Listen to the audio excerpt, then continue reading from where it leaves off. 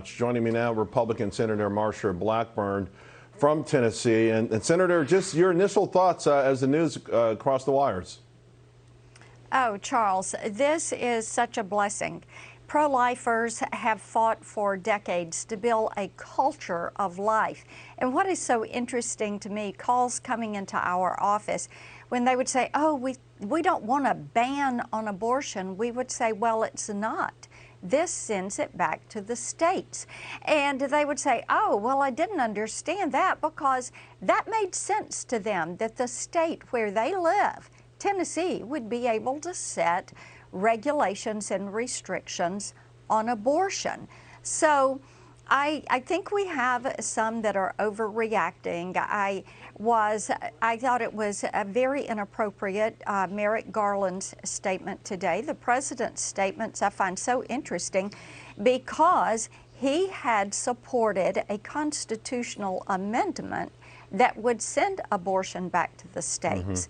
And that was back in 1972. So it's really sad to see how he is now changing what he had at one point believed. Senator, to that point, and I was taking some notes as President Biden was speaking, and it stood out to me. He says where it's taking the nation down an extreme path. He used these examples of rape and incest, and then of course we know that they would like to codify Roe, but the notion that maybe they would be willing to change the rules that are already in place. I mean, just what do you make of his reaction? Obviously, he's got to go. I guess he's got to be political to a certain degree, but it just seems like it's fanning these flames more than they need to be fanned right now. Yes, and you have these groups like Jane's Revenge and Ruth Sent Us that are saying they're going to carry out this night of rage and summer of rage. And it's inappropriate for the Attorney General or the President or the White House or anyone to be fanning those flames of rage. There are plenty of times decisions have come down from the court that I didn't agree with, but I respect the court and their right to make those decisions.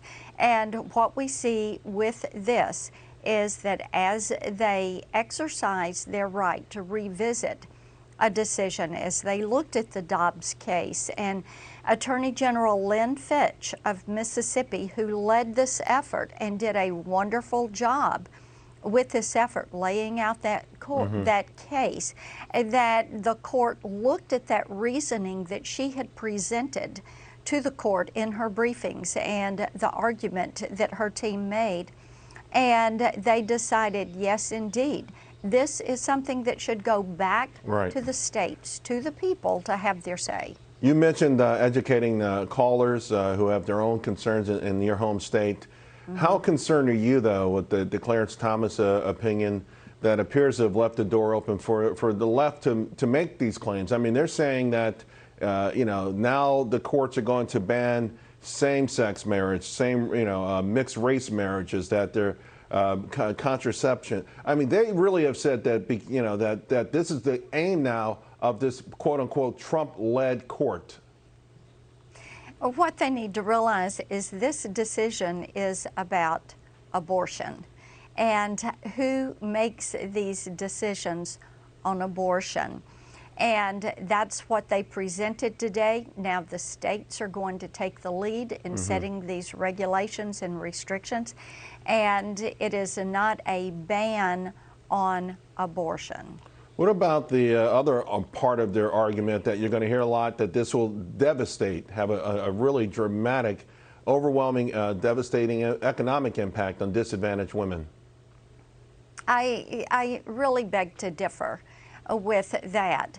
And I know a couple of times there have been those in the administration that have tried to make that argument, and I have found Senator Tim Scott in his response to Janet Yellen being so effective in how you want to make certain that everyone, regardless of their zip code, regardless of their status in life, that those children have their right to life. And that is what this is about.